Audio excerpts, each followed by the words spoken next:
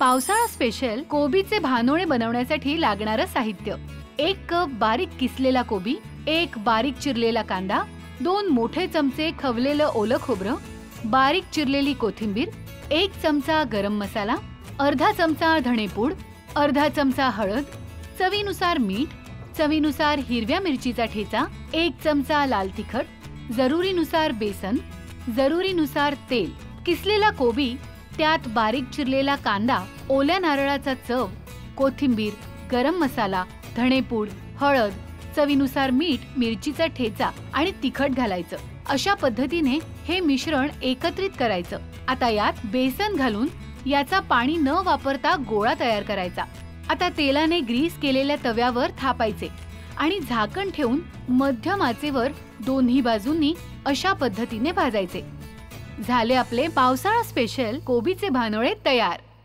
पारंपरिक भानोळे जे बनवले जातात त्यामध्ये बऱ्याचदा चणा डाळीचा वापर होतो आणि निखाऱ्यावर, म्हणजे पूर्वीच्या काळी निखारे खाली आणि वर निखारा देऊन तो भाजला जायचा, म्हणजे इन शॉर्ट केक सारखा केला जायचा. पण आता ती सोय सुविधा नाही, त्यामुळे आपण पटकन थोडंसं ट्विस्ट देऊन हा पटकन होणारा भानोळ्यांचा प्रकार आपण बघणार आहोत. सो सगळ्यात आधी सुरुवातीला खिसलेला कोबी घ्यायचा, म्हणजे थोडंसं असं पातळ आणि लांब लांब ठेवायचं, म्हणजे हे भानोळे जेव्हा शिजतात ना तेव्हा ते छान दिसतात. यामध्ये घालूयात बारीक चिरलेला कांदा, ओल्या नारळाचा चव 2 चमचे, कोथिंबीर बारीक चिरलेली, गरम मसाला 1 चमचा, धणेपूड अर्धा चमचा, हळद, चवीनुसार मीठ, मिरचीचा ठेचा चवीपुरता, लाल तिखट. आता या भाज्या आहेत या आधी हाताने अशा छान मिक्स करून घ्यायचे. यामध्ये मीठ घातलंय. मीठ घातल्यामुळे ना या भाज्यांना छान पाणी सुटतं. आता यामध्ये एकतर तुम्ही चणा डाळ भिजवून त्याची भरड काढून घालू शकता, किंवा मी इथे चणा डाळीचं पीठ घेतलेलं आहे, म्हणजेच बेसन घेतलंय. आणि पाण्याचा अजिबात वापर करायचा नाहीये. फक्त या भाज्यांमध्येच जे नैसर्गिक मॉइश्चर आहे त्याला बाइंडिंग येईल इतपतच चणा डाळीचं पीठ आपण यामध्ये घालतोय. आणि इथे हे पीठ बनवून तयार आहे, तुम्ही बघू शकाल. छान असं एकसंध झालेलं आहे. अशी कन्सिस्टन्सी हवी.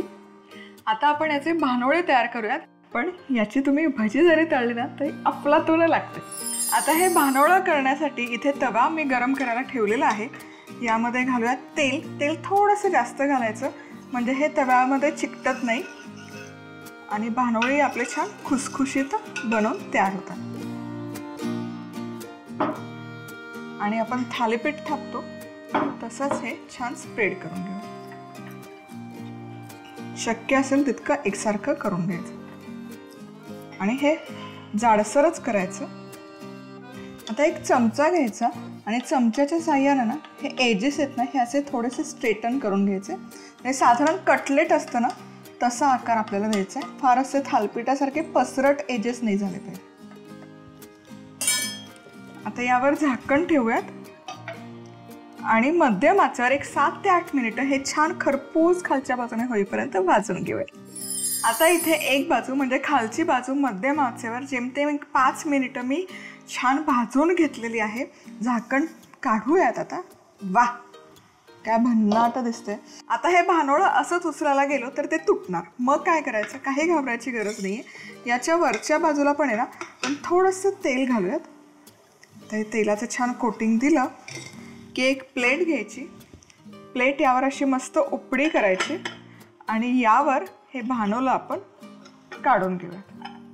वा, क्या बात आहे. तुम्ही बघू शकाल काय सुंदर रंग आलेला आहे. आता हे स्लाइड करूयात याच पॅनवर. जबरदस्त.